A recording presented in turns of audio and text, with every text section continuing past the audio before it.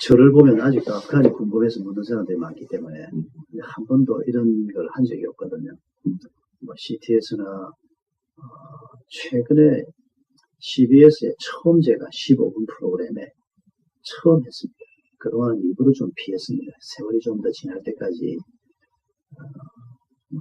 인쇄 매체는 CT, 크리스티애니티 투데이하고 목표와 신학에는 제가 한 2, 3년 전에 아프간 사건 이후에 한번 나가서 정리를 한번 하는, 좀 정확하게 사람들이 이해를 할 필요가 있겠다 싶어서 대담 프로그램에 한 2번 나갔습니다. 이제 제가 이 교회에 퇴임하기 전에 하려고 하는 일 중에 하나가 우리 교회 홈페이지에 들어오면 아프간 사건을 우리 입으로 설명하는 정확한 진상을 좀 들을 수 있도록 해야 되겠다. 그래서 자리도 좀 만들고 내년에 제가 물러나기 전에 그걸 좀 하려고 합니다. 아프간 사건에 대해서는 제가 첫 번째로 말씀드리고 싶은 것은 너무 죄송하다는 것입니다. 선교한 게 죄송하다는 것이 아니고 우리가 복음을 전하는 선교사들을 돕기 위해서 아프간으로 사람을 보냈는데, 봉사팀을 보냈는데, 이게 온 나라를, 전 세계를 소란스럽게 만드는 사건이 되어버렸습니다. 외무부에 있는 제 친구 집사 한 분이 40일 동안 외무부가 아무것도 못했다, 이 일에 매달렸다. 그 말을 듣고 내가 정말 우리가 미안하다 생각을 했는데, 이런 일이 없었으면 좋을 뻔했는데, 하여튼 온 나라를 시끄럽게 만들었다는 점에서 참 죄송하고, 그러나 오해가 참 많았습니다. 첫 번째 오해가 뭔가 하니까 기독교인들까지도 우리를 비판했던 중요한 오해 중에 하나가 왜 정부가 가지 말라는 걸 갔느냐 하는 것이었습니다. 그건 전혀 사실이 아닙니다. 정부가 가지 말라고 하면 저는 지금도 봉사팀 안 보낼 겁니다. 2006년도에 사실은 그랬습니다. 카불에서 평화대회 행진이 있었습니다. 정부에서 가지 말라고 교회에 부탁을 했습니다. 근데 정부에서 가지 말라고 할 것 같으면 아프간 대사관에 비자 주지 말라고 하면 끝납니다. 근데 그렇게 하는 것도 쉽지가 않거든요.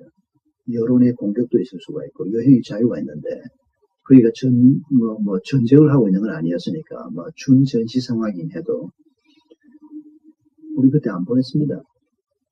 사실은 정부에서 보내지 말라 그러기 전에 우리가 내부에서 안 보내기로 결정을 하고 그 다음에 정부에서 보내지 말라 그런 연락을 받았습니다. 근데 2007년은 그런 상황이 아니었습니다. 오히려 2007년 5월 달에 우리 외무부가 선교단체 대표들과 NGO 대표들을 모아가지고 여름만 되면 5만 명, 10만 명 막 나가니까 설명회를 했습니다. 그때 한민족 복지재단, 당시에 제가 이사장이었는데, 그리고 우리가 아프간으로 갈 때 한민족 복지재단 칸다르 지부의 초청장을 가지고 비자 신청을 했습니다. 또 우리 한민족 복지재단 대표자도 거기 참석했습니다. 그 외무부에 설명을 할 때 이런 지역은 이런 거 좀 위험하다 이런 설명을 하는 거죠. 아프간 얘기를 할 때 그때 아프간에 들어갈 때 남쪽 파키스탄에서 육로로 국경을 넘지 마라, 위험하다. 탈레반이 남쪽에 있으니까. 우리가 그런 안내를 다 받았습니다. 그리고 합법적으로 아프간 서울 대사관에 비자 받고 정부가 가지 말라 그러면 그거 뭘 봉사팀이 가서 큰일 할 거라고 그런 데를 보내겠습니까? 그렇다고 해서 선교사들이 정부가 위험하다 그러면 들어가지 말아야 되는데 제가 그 얘기를 하는 건 아닙니다. 선교사들은 좀 입장이 다르다고 생각합니다. 일단 파송하는 교회 목사 입장에서 정부가 위험하다 그러면 저도 선교사들에게도 안 가는 게 좋겠다라고 말하고 싶은 사람입니다. 그러나 본인이 위험해도 복음 때문에 들어갑니다. 그런 사람이 있어야 된다고 생각합니다. 그리고 그런 사람이 있다면 엎드려 절이라도 해서 우리가 존경을 표해야 한다고 생각합니다. 복음은 그렇게 전해져 왔기 때문입니다. 그러나 현장 선교사들을 돕는 봉사팀은 파송하는 목사 입장에서 정부가 위험하니까 보내지 마시오. 그럼 저는 100번 안 보낼 겁니다. 그때는 그런 상황이 전혀 아니었습니다. 정부가 그렇게 말한 적이 없고, 그런데도 아무튼 그런 엉뚱한 일이 벌어졌습니다. 그리고 그 연유는 있습니다. 그러나 그런 것까지 일일이 설명할 필요는 없는데, 그리고 그때 또 어떤 사람들은 오해하기를 아무도 안 들어가는데 샘물교회가 별나서 들어간 것처럼 이렇게 생각을 하는 사람도 있습니다. 언론이 계속 그런 식으로 보도를 했으니까. 아닙니다. 그해 여름에 아프간 서울 대사관에 근무하는 한국인으로부터 제가 연락을 받았는데 그해 여름에 한국인들이 아프간 서울 대사관으로부터 입국 비자를 받은 사람이 230명이 넘습니다. 우리가 아프간 들어가기 전에 많이 다녀왔습니다. 우리보다 남쪽 칸다하르까지 먼저 다녀온 팀이 3팀이 있었습니다. 안양에 있는 한 교회팀, 전주에 있는 한 병원팀, 기독교 대학 한 팀, 3팀이 우리보다 먼저 남쪽 칸다하르까지 갔다가 돌아왔습니다. 우리가 4번째, 한국 사람으로서는 4번째 팀이었습니다. 근데 우리가 붙잡힌 겁니다. 그 사람들이 선교팀인 줄 알고 붙잡은 게 아니고 외국인 팀이라고 붙잡은 겁니다. 그리고 인질 교환이 목표였습니다. 돈이 목표가 아니고. 그리고 우리를 잡아놓고는 이제 아프간 정부에다가 인질을 풀어달라. 그 이제 미국 정부나 아프간 정부가 절대 있을 수 없다고 버티니까 사람을 죽이면서 압박을 가한 겁니다. 목사를 제일 먼저 죽인 거죠. 그리고 또 청년을 죽이고. 그래도 효과가 없으니까 또 국제 여론이 나빠지니까 무조건 여자 2사람을 더 풀어준 겁니다. 그게 여론 무마용이었습니다. 그때 아무 조건 없었어요. 무조건 풀어준 겁니다. 그러면서 사태 진행이 안 되니까 고민을 하기 시작한 겁니다. 죽여야 되나 살려야 되나 풀어줘야 되나 굉장히 고민이 많이 됐을 겁니다. 사람은 잡아왔는데 전 세계가 주목을 하고 있는데 그런 상황의 진행을 제가 지켜보면서 처음에는 참 힘도 들었고 지금 생각하면 좋은 훈련의 기회였고 또 선교를 위해서 또 좀 작게나마 헌신할 수 있는 그런 계기라고 생각은 하지만은 그때로서는 사람이 죽는다는 게 너무 끔찍하니까 그리고 또 잡혀있는 사람들이 과연 제대로 돌아올 수 있을지 그건 정말 참 큰 고통이었습니다.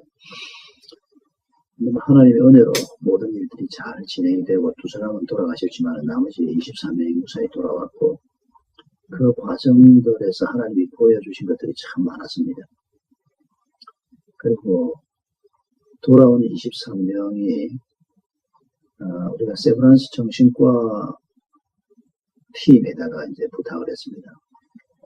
그래서 이제 그 세브란스의 그 피납 상황 같은 위기 상황에서 정신적으로 충격받은 사람을 전문적으로 치료하는 의사 선생님이 계셨습니다. 아주 신실한 감리교 집사님이셨는데 이분이 이제 주치의를 맡아가지고 돌아오기 전에 우리 부모들과 우리 당회원들을 먼저 가르치기 시작했습니다. 그리고 그분이 시키는 대로 했습니다. 이를테면 도착하면 인터뷰 안 하는 게 좋다. 전 국민이 지켜보는데 거기다가 앉혀놓고 1시간, 2시간 날카로운 질문 던지고 하면 정신적으로 큰 충격을 받고 오는데 이건 안 해야 된다. 그 부모들이 돌아오는 사람들 인터뷰 못한다. 외무부에. 그러니까 외무부에서는 무슨 소리냐. 인터뷰 해야 된다. 모든 국민이 궁금해한다. 궁금해하는 건 차츰 해결할 수 있다. 이 사람들이 지금 죽음 못지않은 상황에 42일 동안 있다 온 사람이다. 의사가 안 된다 그랬다. 인터뷰 없이 바로 들어왔습니다. 병원으로 바로 들어갔습니다. 그리고는 그 팀이 한 1년 가까이 치료를 했습니다. 근데 1년, 그 전에도 중간중간 보고를 받았습니다만 아무튼 한 1년이 지난 후에 그 의사 선생님이 저한테 해준 보고는 그거였습니다. 3분의 1은 소풍 가듯이 갔다 왔다는 거예요. 아무 충격 없이 소풍 갔다 온 사람처럼 멀쩡하게 돌아왔다는 거예요. 믿음이 좋은 사람들. 아주 어려웠지만은 잘 견딘 사람들. 3분의 1은 일반인들이 받는 극심한 고통을 받았는데 회복이 굉장히 빠르다. 후유증이 전혀 없는 사람들. 3분의 1은 일반인들이 받는 그 고통을 겪었는데 그러나 비교적 그래도 괜찮다. 시간은 조금 걸렸습니다. 그리고 그때 의사가 했던 말이 10% 내지 20%는 평생 후유증에 시달릴 수 있다. 그게 보통 일반 상황에서 나온 통계라는 겁니다. 10%는 2명이고 20%는 4명입니다. 그 사람들이 평생 직장도 못 가고 학교도 못 가고 병원 떠나든다. 이건 순교보다 더 끔찍한 상황입니다. 그래서 우리가 그 일을 놓고 참 기도를 많이 했는데 저는 다 아무 문제 없습니다. 지금 다 직장으로 복귀하고 학교로 복귀하고 그래서 우리 의사 선생님이, 목사님, 이건 정말 기적입니다. 나만 만나면 그 양반은 기적이란 말을 넣었습니다. 정말 하나님의 은혜입니다. 그래서 다 뽑기 잘했고, 교회는 교회대로 어려움은 많이 겪었지만은 복음을 전한다는 것이 과연 무엇인가 하는 것을 너무 생생하게 질문을 받는 겁니다. 계속 정말 복음을 전할 것이냐, 이런 일이 또 있어도 전할 것이냐. 그래서 복음의 진정성에 대해서, 또 선교라고 하는 것이 도대체 어떤 것인가 하는 것에 대한 진지한 고민을 교회가 참 많이 했죠. 그때 당시에 아프간에 우리 한국인, 우리 교회 파송 선교사가 7명이 가 있었습니다. 아프간에 우리 한국인 선교사가 그때 한 100여 명 가까이 있었습니다.